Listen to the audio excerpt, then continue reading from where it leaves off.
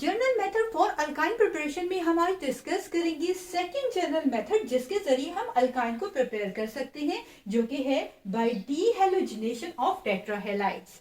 अब सवाल ये है कि डीहेलोजिनेशन का क्या मतलब है। याद रखिए कि वर्ड डी का मतलब होता है रिमूवल और हेलोजेंस का मतलब है ग्रुप 7A के एलिमेंट्स, जिनमें हमारे पास फ्लोरीन, क्लोरीन, ब्रोमीन और आयोडीन शामिल है। यानी रिमूवल ऑफ हेलोजेंस को डीहेलोजिनेशन कहा जाता है। साथ ही यहाँ वर्ड यूज किया गया है टेट्राहेलाइड्स। टेट्राहेलाइड्स का क्या मतलब है? वर्ड टेट्रा का मतलब होता है 4 एंड हेलाइड्स का मतलब है हेलोजेंस। जैसा कि आप देख सकते हैं कि यहाँ पर 2 एडजेसेंट कार्बन है और इनके साथ 4 हेलोजेंस अटैच हैं, जो कि रिप्रेजेंट करता है टेट्राहेलाइड्स को। चलिए जानते हैं कि किस तरह से टेट्राहेलाइड्स की डीहेलोजिनेशन के जरिए हम अल्काइंस को तैयार कर सकते हैं। 2 स्टेप्स का ये प्रोसेस होता है।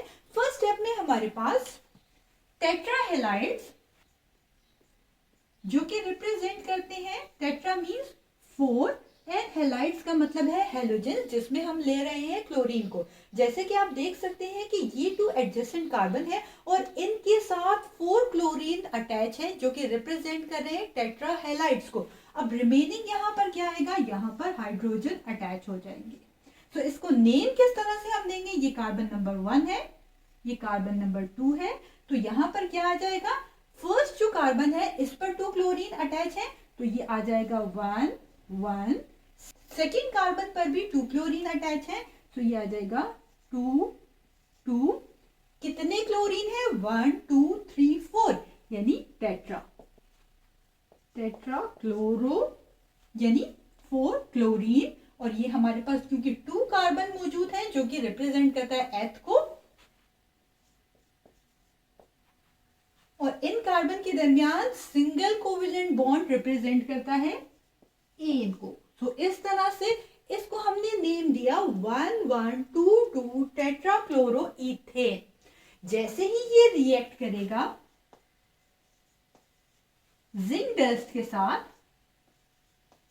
और इसे हीट किया जाएगा, तो इसके रिजल्ट में हमारे पास फर्स्ट स्टेप में जो एडजेसेंट कार्बन है, इनमें से 1 1 क्लोरीन जो होगा वो रिमूव हो जाएगा।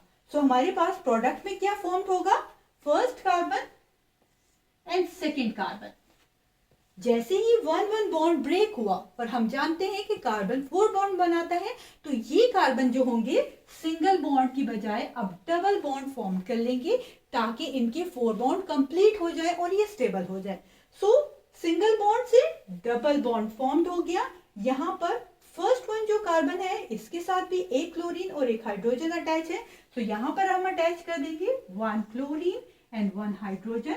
एंड सेकेंड वन जो कार्बन है, इसके साथ भी 1 क्लोरीन और 1 हाइड्रोजन अटैच है, तो ये आ जाएगा 1 क्लोरीन एंड 1 हाइड्रोजन। साथ ही अब ये क्लोरीन कहाँ गए? अब ये जो जिंक है ये रिएक्ट कर जाएगा इन दोनों क्लोरीन के साथ, और इसके रिजल्ट में हमारे पास जिंक क्लोराइड की फॉर्मेशन हो गई। अब सेकेंड स्टेप में क्या होगा? सेकेंड स्टेप में हमारे पास ये जो प्रोडक्ट फॉर्म हुआ है, अगेन ये रिएक्ट करेगा जिंक डस्ट के साथ, और इसके रिजल्ट में अगेन ये जो क्लोरीन एटम हमारे पास एडजेसेंट कार्बन पर मौजूद है, ये रिमूव हो जाएंगे। सो हमारे पास यहाँ पर पहले डबल बॉन्ड था, अब कार्बन कार्बन ट्रिपल बॉन्ड बन जाएगा जैसे ही ये क्लोरीन यहाँ से रिमूव होंगे। सो यहाँ पर हमारे पास बन जाएगा कार्बन कार्बन ट्रिपल बॉन्ड। साथ ही क्या फॉर्म हो जाएगा? अब देखिए यहाँ पर भी 1 हाइड्रोजन अटैच है, यहाँ पर भी 1 हाइड्रोजन अटैच है, ये 2 क्लोरीन रिमूव हो चुके हैं। सो फर्स्ट कार्बन के साथ 1 हाइड्रोजन एंड सेकेंड कार्बन के साथ भी 1 हाइड्रोजन। सो ये क्लोरीन कहाँ जाएंगे?